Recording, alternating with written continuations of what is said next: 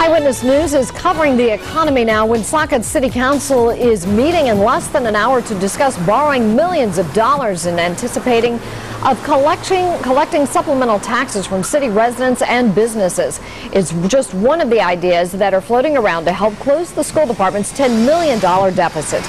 Eyewitness News reporter Neka Nuosu joins us live from the mobile newsroom with more.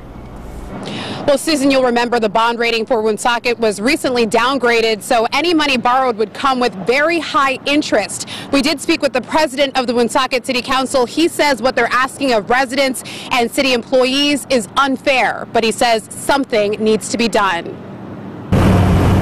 The Woonsocket School Department faces a $10 million deficit, while the city is on budget this year, says City Council President John Ward. An uninformed school committee and a school administration that wasn't really admitting that they didn't have the resources to do the job and weren't doing the job.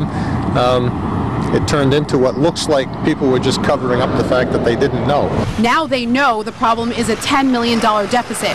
Ward says the City Council will discuss borrowing about $6 million in anticipation of collecting supplemental taxes. But that alone won't fix the problem. Ward says Mayor Leo Fontaine may ask city union employees like firefighters to take a 10% pay cut. He says without a combination plan of supplemental taxes and pay cuts, the city may have to consider other measures, like bankruptcy. It's not fair. Nothing about this is fair. Supplemental tax bills aren't fair to taxpayers, especially the fact that we have a very poor community. We're asking a lot. We need to look at this as a means to get into the future.